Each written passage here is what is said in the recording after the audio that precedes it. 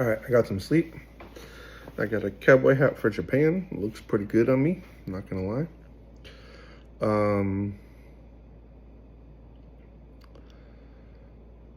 So Proverbs 9.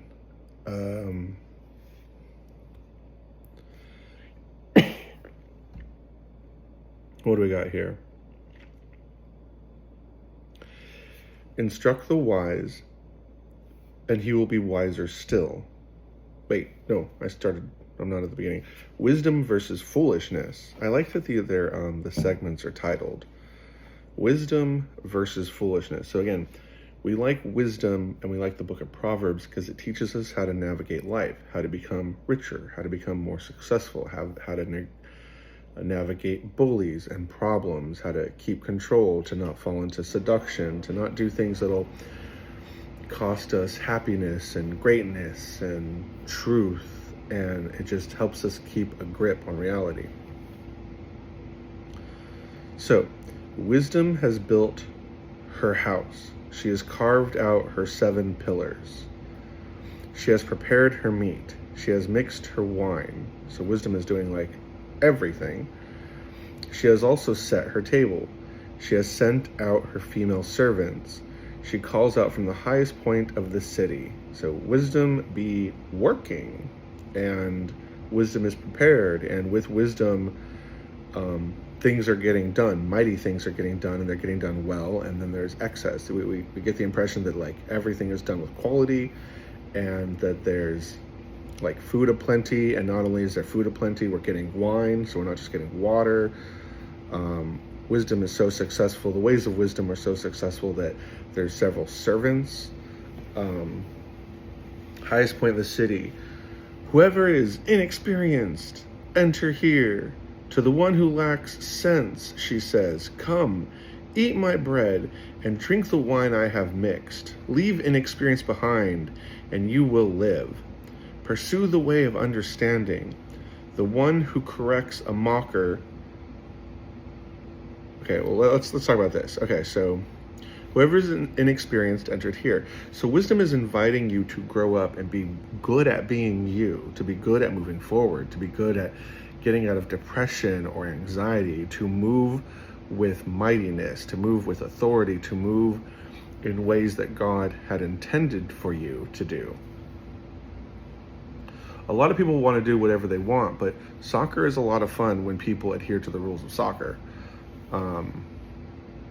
A video game is not fun if someone comes and breaks the video game and then says, oh, I won.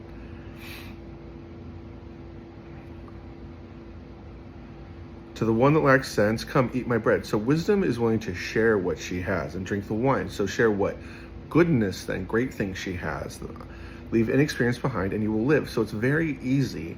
You leave behind what you don't know and you go towards wisdom. You go towards this element of creation that has always been with God, that God created before he created anything else.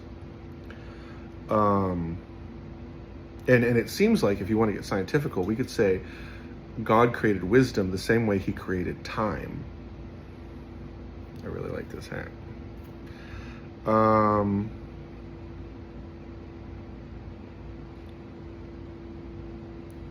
Pursue the way of understanding. The one who corrects a mocker will bring abuse on himself. The one who rebukes the wicked will get hurt. Don't rebuke a mocker or he will hate you.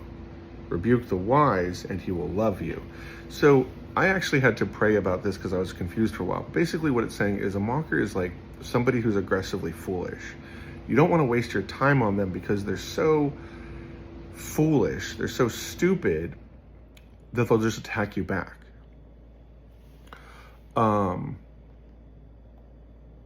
So it's not even worth your time to engage with somebody who's foolish and stupid and driving their life into self-destruction.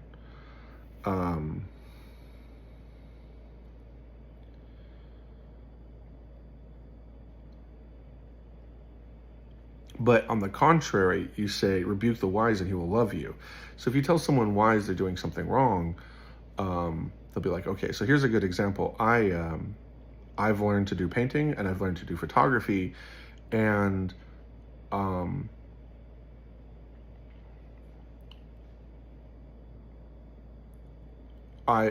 it was towards the end of my college career, and so I started to get more involved in ministry.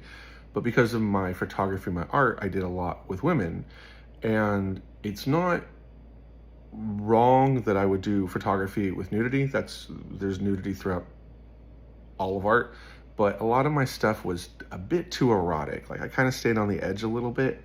And a friend of mine who's like a gladiator for Catholicism said, like, hey, if you're going to do ministry, you better get on one side or the other with some of this stuff that is kind of erotic.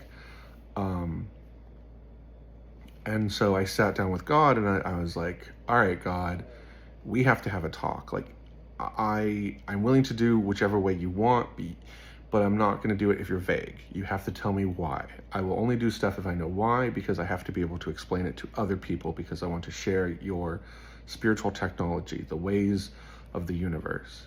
And he said, okay, we can do this, but it's going to take 3 hours. I said, okay. So we talked. We had this heart-to-heart. What are you doing? Why are you doing it? Why do you want to do this? What do you get out of it? Tell me more. And it was very loving and peaceful. He didn't berate me. He wasn't mean. He wasn't vulgar. He wasn't mad. We just spoke and talked and communicated. And he said, well, if the purpose of your art is to celebrate the female form or to celebrate art itself, that's fine. If the purpose of your art is to make people feel erotic emotions, then it's not. If you're trying to promote eroticism versus the lovely beauty of the woman, that's the difference. And I said, okay, I can get behind that. So I shut down doing anything that was promoting erotic, and I went from there. So my friend, it wasn't it was a rebuke, but it was very like, hey, let's consider real life. You have to be very clear on one side or the other so people can follow you, and so you don't accidentally tempt people the wrong way. And so that's a really good example. I'm pretty good at communicating. So even with mockers, I'm pretty good at like helping them.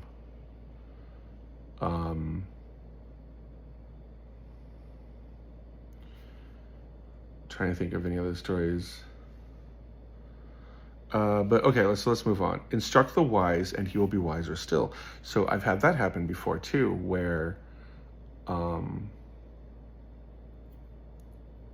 my friends in high school were I'm very smart, but all of my friends in high school are smarter than me. So even though I'm really smart, they're like way smarter than me, and so they would always out argue me. They're really intellectual, and they'd say, well, no, you have to go and get receipts. You have to be able to prove what you're talking about. Like, you can't just say Jesus is real. You have to you can't just say this happens. You have to know why. You have to know how. You have to know where. And so they would make me do my research. And so now I'm very good at discussing truth, because they taught me to go and make sure I had all of my information correctly. So instruct the wise, and he'll be wiser still. So that's why it's also good to have wise people in your life, because they take discord correctly. So when you get into an argument with someone wise, they don't get mad at you. They're not the mocker. They go, and if you want some modern day, we've kind of seen that in the math of the Charlie Kirk assassination. We've seen people go to colleges and try to talk, and then they mob up and start screaming, and that is mockery. Whereas there's been a lot of people, a lot of philosophers, Warren Smith, he's a good philosopher who just kind of wants you to think about things. You can look him up on YouTube. And he said some stuff about Tim Pool, and Tim Pool said some stuff back, and Warren Smith said, I need to think about that. So I just, it's important for me that you seek out wisdom, because I love you, and I want you to know Jesus so you can be possessed by the Holy Spirit, which gives you power, unconditional love, and power over your own destiny, because it gives you self-control. And then that makes us belong to the same spiritual family. And eventually when we get to heaven, I'm going to have a seat. I'm going to have a table and a seat. And when you get there, you're going to talk about whatever you want to talk about. Tell me how your life on earth was, and we'll play some board games and have some drinks. It'll be a good time. I want to bring as many people to Christ as possible, because it's the only way to bring your wealth to heaven. The Bible says you cannot bring your wealth to heaven, and in jest I say, kind of. If I spend all my wealth making a bunch of friends and I lead those friends to Christ, and that means that all my wealth, which is now my friends, came with me to heaven. So I think that's pretty poetic here, don't you? Okay, where were we? Instruct the wise to be wiser still. Teach the righteous, and he will learn more. So righteousness is the adherence to what is right and what is wise. So the righteous people will listen to you, and they will grow further. So my dad was talking on the news. They kept saying, oh, they're putting these Muslim churches everywhere and all the meeting places, and soon there won't be Christianity. And my dad was really worried. He's like, there's gonna be no Christianity. And I said, Dad, if there's no Christianity, it's not because the Muslim community planted a bunch of churches. If there's no Christianity, it's because there is no God. Our God is the God, and he is mighty over everything. You don't need to worry, because he is supernatural. And my dad said, oh, okay, that's fair. The fear of the Lord is the beginning of wisdom, and that is important, because when you know God is the mightiest of all, you submit your ego. And that's important, because you know God's at the top of it. So you're very good at not getting arrogant. And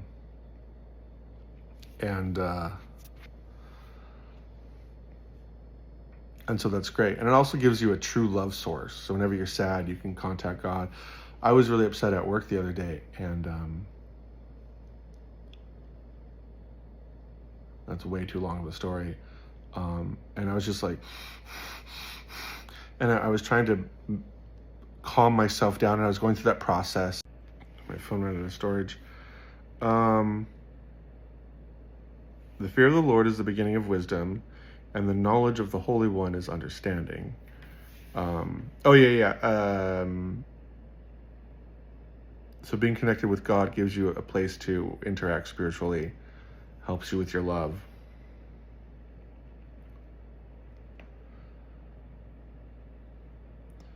For by me your days will be many, so we're still talking to wisdom, and years will be added to your life, because you're living well, you're eating well, you're not doing a lot of drugs and alcohol, degrading your body, you're watching your health. If you are wise for your own benefit. If you mock, you alone will bear the consequences. So being wise is how you promote your life. Mocking everything and being a fool is how you disrupt your life and install walls that you're going to run into. All right. Folly is a rowdy woman. She is gullible and knows nothing. So it's like a rambunctious woman who's stupid, a rambunctious woman who's just like arrogant and a problem and making a mess of her relationships. She sits by the doorway of her house on a seat at the highest point of the city. So a foolish woman mimics a wise person a little bit, so you have to be careful. Calling to those who pass by, who go straight ahead on their paths. Remember, it says in the Bible, God says, my path is straight and narrow, so it's like easy to follow, and my burden is light, so it's not a burden to be a Christian, because God doesn't put emotional burdens on you as a Christian.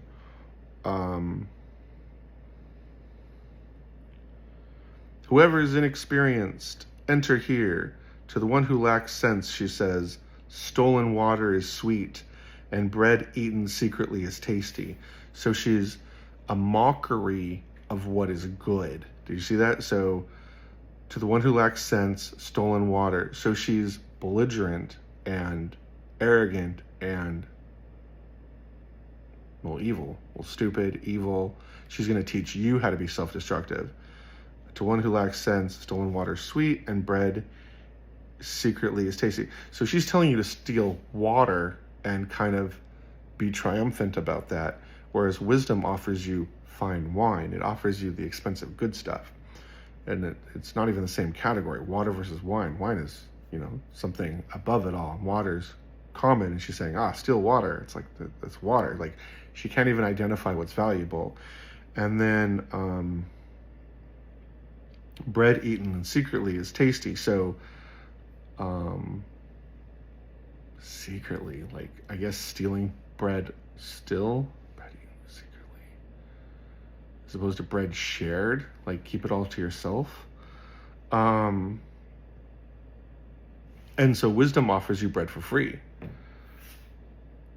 But he doesn't know that the departed spirits are there, that her guests are in the depths of Sheol. So what it's saying, Sheol is like death, where the realm of the dead. So what wisdom is saying is, what the person who's entertaining mockery and foolishness doesn't get into their head is they're dancing with death. They are courting death as if they're on a date. They're flirting with death as if they're in a relationship with death, and eventually you're going to lose and submit to death. So in the same way, right, the Garden of Eden, we have the tree of life and the tree of death. It's the same thing. You're going to fall. You're going to fail. It's going to cost you everything, and you're going to just be mortified at what you lost. And so you have to do more than be a body and a mind and an emotional center. You have to be a soul. You have to work on your spirit. You have to let your spirit drive you and drive you towards wisdom, drive you towards God, and drive you towards God, who is love at the center of the universe. Wisdom, wisdom, wisdom, because you matter. Having wisdom is like a muscle that drives you towards success. All right? Oh, should I do the voice? I didn't do the voice in the last one. I wish I could pull out the Texan accent a bit more. Wisdom, that's like Texan wizard. Wisdom has built her house. She has carved out her 7 pillars. She has prepared her meat. She has mixed. Is my hat in the right spot? She has mixed her wine. What do we got? She has also set her table. She has sent out her female servant. She has called out from the highest points of the city. Whoever is inexperienced, enter here. To the one who lacks sense, she says, come eat my bread and drink the wine I have mixed. Leave inexperienced behind, and you will live. Pursue the way of understanding. The one who corrects a mocker will bring abuse on himself. The one who rebukes the wicked will get hurt. Don't rebuke a mocker, or he will hate you. Rebuke the wise, and he will love you. Instruct the wise, and he will be wiser still. Teach the righteous, and he will learn more. The fear of the Lord is the beginning of wisdom, and the knowledge of the Holy One is understanding. For by me your days will be many, and years will be added to your life. If you are wise for your own benefit. If you mock, you alone will bear the consequence. Folly is a rowdy woman. She is gullible and knows nothing. She sits by the doorway of her house on a seat at the highest point of the city, calling to those who pass by, who go straight ahead on their paths. Whoever is inexperienced, enter here. To the one who lacks sense, she says, stolen water is sweet, and bread eaten secretly is tasty. But he doesn't know that the departed spirits are there, that her guests are in the depths of Sheol. I felt that was fun. That was fun. It might have been not the greatest acting, but I had a lot of fun. I love you guys.